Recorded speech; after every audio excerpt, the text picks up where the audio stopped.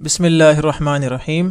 پیارے بچوں، کینٹیب پبلشر کی طرف سے آپ کو خوش آمدید۔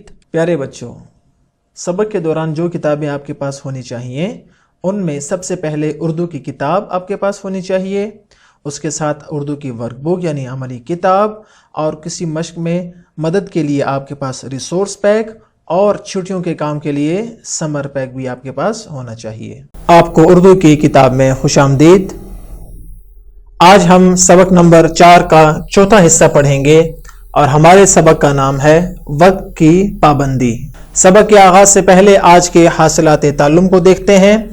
آج کے ہمارے حاصلات تعلم یعنی SLO ہے گھر، اسکول، گلی، محلے سے متعلق استعمال ہونے والے الفاظ کی املا لکھ سکیں۔ چلتے ہیں اپنے سبق کی طرف، اور آپ اپنی کتاب میں یہ اقتباس نکال لیجئے، اور آج کا سبق بھی آپ پہلے والے اسباق کی طرح غور سے سنیں تاکہ ہم اس سبق سے کچھ سیکھ سکیں۔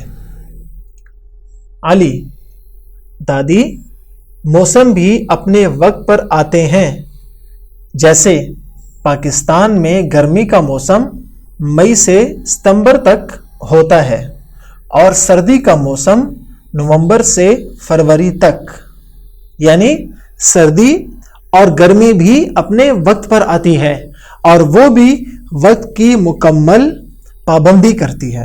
دادی جان: ہاں بیٹا، ایسا ہی ہے۔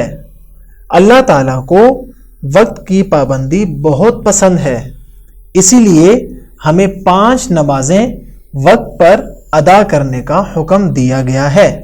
یعنی صرف نمازوں کا حکم نہیں بلکہ نمازوں کو وقت پر ادا کرنے کا حکم دیا گیا ہے تاکہ ہم وقت کے پابند بن جائیں۔ وقت کی پابندی انسان کو دنیا اور آخرت دونوں کی کامیابی دلاتی ہے۔ علی: دادی، اب میں بھی وقت کی پابندی کا خیال رکھوں گا اور کبھی دیر سے نہیں جاگوں گا۔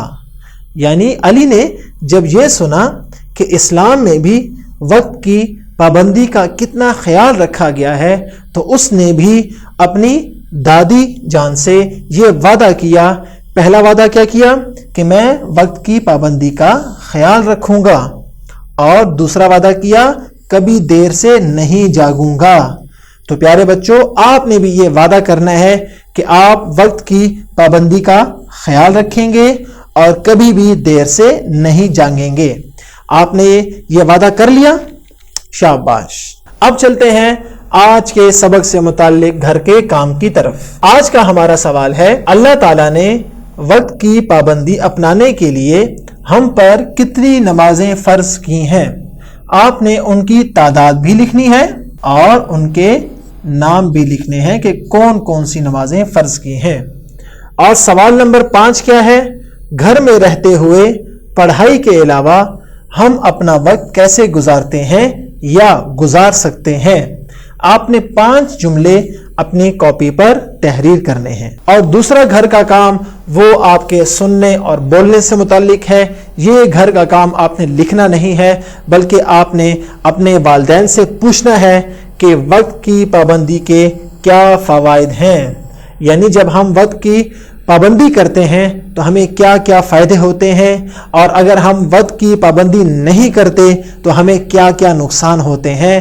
جیسے کہ ہم نے اس سبق میں یہ سیکھا کہ علی نے جب وقت کی پابندی نہیں کی تو وہ اسکول دیر سے پہنچا، اور دیر سے پہنچنے کا نقصان یہ ہوا کہ اسکول کا مرکزی دروازہ یعنی گیٹ بند ہو چکا تھا۔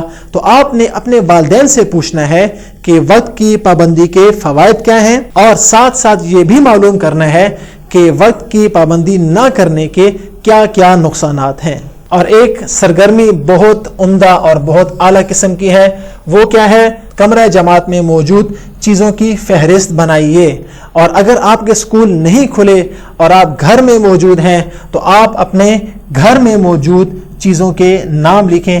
جو جو چیز آپ کو نظر آ رہی ہے آپ اس کا نام خوشخط اور صاف اور پیارا کر کے اپنی کاپی میں لکھ لیں۔ اسی کے ساتھ ہمارا سبق وقت کی پابندی اپنے اختتام کو پہنچا۔ اگلے سبق میں پھر ملاقات ہوگی۔ اللہ حافظ۔